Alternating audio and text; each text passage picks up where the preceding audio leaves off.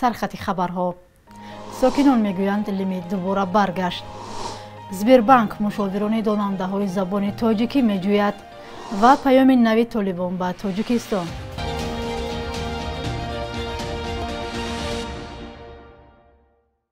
سلام بیننده های عزیز، هفته نوتان بخیر باشد. با برنامه نوید بامدادی خوش آمدید. من شعله عبدالله دوام 10 دقیقه دیگر شما را همراهی میکنم. بعد چند روز تأمین شدن اهالی با برق دائمی، بعضی ساکنان میگویند دیروز دوباره برق را با لیمیت گرفتند. چنین شکایت ها از نواحی رودکی و حصار، ترسونزاده و ولایت ختلان و سوخت جای دارند. مسئولین برق تاجیک این محدودیت را موقتی میگویند و آن را به کارهای تعمیری و پروفیلاکتیکی ربط میدهند. در رابطه با این مسئله ما با یک تحلیلگر صحبت داشتیم و نخست از او پرسیدیم که آیا واقعا هم محدودیت برق با کارهای پروفیلاکتیکی و یا تعمیر ربط دارد؟ این با عقل سالم درست نآمده ایستاده است که کارهای پروفیلاکتیکی باید ماها دراز کشد. برای چی؟ خودتون میدونید که اگر ما رویم در یک جا ناقل برقی رو اگر عوض کنیم، اگر خیلی شاید یک هفته رود، خیلی مایلش 2 هفته اگر برود، این میرود. دوم مسئله، اگر کارهای پروفیلاکتیکی در فصل سرما همه از نقطه نظر علمی و تکنیکی میدوند که در فصل تیرما سنگ و شغال، برگ و هر گونه پرتوها زیاد میشود در گرد و اطراف نیروگاه‌های آبی برقی. اگر کارهای پروفیلاکتیکی از نقطه نظر تازه کردن هر گونه مانعه‌های دریاها باشد، اگر این هم زیاد 5 روز 10 روز وقت میگیرد که تا اینکه مردم حشر کند و راه دریا رو تازه کند و برق معتدل تامین کرده شود. لیکن تو چه اندازه آنها 1 ماه و 2 ماه دراز میکشد، با عقل سالم درست گرفته نشده است. شما هم میتوانید زیر این برنامه به ما نویسید که آیا در محله شما برق به محدودیت داده می شود و اگر لیمیت بود چقدر در یک شبانه روز برق میگیرید؟ محدودیت برق در حالی است که در کشور هوا سرد گشته است. شروع از شب گذشته در برخی ناحیه‌ها برف میبارد. کاربران با نشر عکس و نوارها در شبکه‌های اجتماعی گفتند که صبح امروز هم در ناحیه‌های فیض‌آباد و روغن برف میبارد. در راه دوشنبه چناق هم که پایتخت را به شمال کشور میپیوندد برف باریده است. اما از شرکت فیلالی اینوویتیو رود سولوشنز که مسئولین نگهبانی این راه است گفتند که راه گشوده است و ساکنان میتوانند رفت و آمد کنند. ضمناً امروز در کشور هوا ابری بوده، در منطقه های کوهی بارشی برف در نظر است. از آژانسی هواشناسی کشور اطلاع دادند که دوام روز در شهر بختر هوا تا 13 درجه و شهر خوجند تا 8 و در شهر دوشنبه تا 13 درجه گرم می شود. در شهر خروق دوام روز هوا از 3 درجه خنک تا 4 درجه گرم شده، باریدن باران در نظر است. سبیربانک یکی از بانک‌های معروف روسیه با نشر اعلانی خبر داده است که مشاوران را جستجو دارد که داننده زبان‌های تاجیکی، ازبکی و قرغیزی باشند. کامسомольская правда در این باره خبر داده نوشته است که این از کمترین اعلان‌هایی است که کارمندان را برای دانستن زبان تاجیکی به کار می‌گیرند. به اطلاع منبع از داوطلبان حجت‌های زیاد طلب کردن نمی‌شود، تنها معلومات میانه. تجربه در کاری بانک‌ها هم ضرور نبوده است و سطح دانش مشاور باید میانه باشد. برای کار تا 67,000 روبل معاش مقرر شده است و علاوه بر این به کارجویان سئورت اجتماعی و خدمت رسانی طبی نیز وعده شده است. سهراب سلیمزاده، معاون اول دادستانی ناحیه سینای شهر دوشنبه که قرار عفو یک گمانبر در پرونده جنجالی مربوط به مدینه ممجانова را امضا کرده بود، از مقامش برکنار شده است. این دومین مقامدار است که در رابطه با قضیه مدینه از منصب برکنار می شود. روز 2 نوامبر ظفر اسماعیل زاده، سردار شعبه وزارت کارهای داخلی 2 در ناحیه سینو نیز از مقامش برکنار شده بود. 3 منبع باوری بخش رادیو آزادی به شرط ذکر نشدن نامشان گفتند سبب برکناری هر دو مقامدار تفتیش ناعادلانه پرونده مدینه ممجانова است.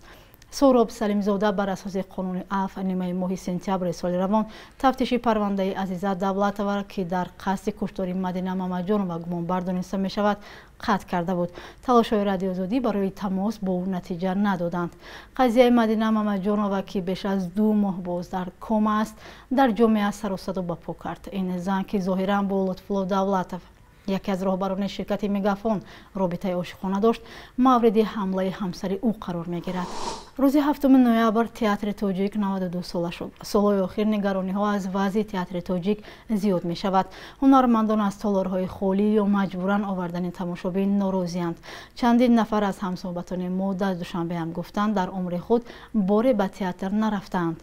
چرا چنین است و دانندگان وضع چی میگویند؟ مولا رجب یوسفی و نگاره فضل‌الدین تلاش کردند به این سوالها پاسخ یابند. میگویند چند ده سال پیش تئاتر در تاجیکستان آنگونه سربیننده بود که آدمان در نزد دری آن بلیت می‌جستند و تالارها پر از مردم بودند. حالا بیشتری تماشابینان خوانندگان مکتب یا دانشجویانند که بلیت‌ها را به سرشان بار کردند یا آموزگاران آنها را به تئاتر می‌آورند. مخلصان تئاتر انگوش شمارند. این به هنرپیشگان تأثیر منفی می‌گذارد. همون وقتی که در تئاترها نوبت نیستند برای بلیت، برای در آمدن، همون وقتی که مردم خواهش تئاتر رفتن میکنن، همون وقتی مردم درک میکنن که تئاتر چی، اون وقت میسازد که راضی باشه از بحث. حالا من چی دروغ گویم اگر مثلا گویم که البته این نارضایتی من ناشکری نیست، اما چیزی واقعی است. برای من حال حاضر راضی نیستم. در جامعه عقیده رایج است که پیدا شدن اینترنت و دسترسی عمومی به فیلم و نمایش ها سبب از تئاتر دور گشتن مردم شده است. اکثر همصحبتان ما در دوشنبه گفتند یگان بار به تئاتر نرفتند. آخرین بار کی تئاتر رفته بوده؟ نمیدونم، یادم نیست. یگان بار رفتگی؟ ها، بسیار میرفتیم. وقتی مکتب بسیار میرفتیم، لاوتی میرفتیم، اینا مایاکوفسکی میرفتیم. میدونه در تهران چند تئاتر یا نام اون تئاتر میدونه؟ تئاتر لاوتی فهمیدم با چی؟ با تئاتر جوان مثلا تئاتر لاوتی است یا؟ فکر نمیدونه. نه خیلی چی خیلی نرفتیم. تیمور رحیمов پهلوان تاجیک در مسابقه باکو گراند سلم 2021 در رشته جودو مدال نقره به دست آورد. او در پایتخت آذربایجان در وزن بیش از 100 کیلو برای مقام دوم همچنین جایزه مالی به مبلغ 3000 یورو سرفراز گردید. ضمناً این اولین مدال پهلوان تاجیک در مسابقات پرنفوذ سلسله جهانی گراند سلم به شمار می رود. در این مسابقه بین المللی عنعنوی تاجیکستان را 6 ورزشگر نمایندگی کرد. از بین آنها تنها تیمور رحیمов مدال گرفت. با گزارش رادیوی افغانستان آزاد، حکومت طالبان در ادامه کوشش‌هایش برای به رسمیت شناخته شدنش از سوی کشورهای جهان گفته است در جستجوی رابطه نیک با همه همسایه‌ها به خصوص تاجیکستان است. طالبان که فعالیتش در اکثر کشورها ممنوع است، تقریبا 3 ماه پیش نظارت بر افغانستان را به دست گرفت. تا این دم هیچ کشور حکومت طالبان را به رسمیت نشناخته است. ذبیح الله مجاهد سخنگوی حکومت طالبان روز 6 نوامبر به رادیوی افغانستان آزاد گفته است داشتن روابط خوب با امنیت منطقه تاثیر مستقیم دارد. او گفته است که حکومت افغانستان می‌خواهد با همه همکار باشد، چی در بخش اقتصاد و چی در بخش حمل و نقل و رفت و آی افغان‌ها. بخصوص با تاجیکستان می‌خواهد روابط خوب داشته باشد، از جمله در ساحه تجارت و بخش‌های دیگری که آن کشور نگرانش است. تاجیکستان یگانه کشور از شمار همسایه‌های افغانستان است که در برابر حرکت طالبان موقع آشتیناپذیر گرفته است. بخش یک روز تاریخ را در تهیه همکارم خیرام بقازاده همراه می‌بینیم.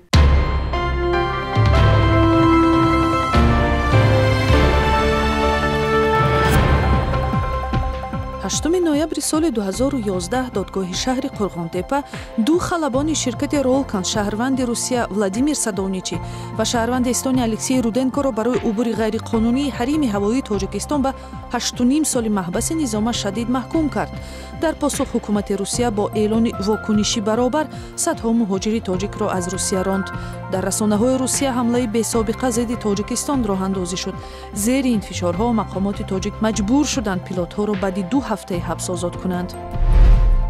ба кодекси ҷиноии Тоҷикистон рӯзи 8 ноябри соли 2016 барои таҳқири пешвои миллат ҷазои ҷиноӣ ҷорӣ шуд ки то 5 соли зиндонро пешбинӣ мекунад. ин ҷазо дар доираи қонуни соли 2016 дар бораи пешвои миллат ҷорӣ шуд ва дафъатан мавриди интиқоди ҳомиёни ҳуқуқ қарор гирифт. ҳолатҳои ками таҳқири президент дар Тоҷикистон расонаӣ шудааст, вале матбуот дар бораи маҳкумияти чанд нафар аз ҷумла муҳоҷири корӣ Умар Муродов ва ҳуқуқшинос Бузургмеҳр Ёров хабар додааст. ноябри соли 2015 дар маркази ноҳияи Ховалинг бузургтарин ҳайкали восеъ гузошта шуд ки қаҳрамони мардумӣ ба шумор меравад. ин ҷувозкаш аз балҷувон солҳои 1885-1888 бар зидди зулми аморати Бухоро ва бекҳои моли мардумхӯр ошӯб хезонд, вале дар ниҳоят шикаст хӯрд. қаблан дар ноҳияи восеъ ҳам як муҷассамаи ӯро гузошта буданд. шӯриши восеъро нависанда Сотим Улуғзода дар як романе тасвир кард ки хеле маъруф шуд. бонки миллии Тоҷикистон қурби $100 ба 1128 сомону 40 дирам ва 1000 рубли русиро ба 157 сомону 10 дирам муқаррар кардааст.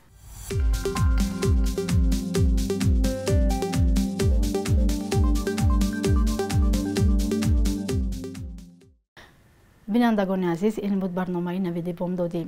фардо дар ҳамин вақти соат шуморо мунтазирем. худо нигаҳбонатон.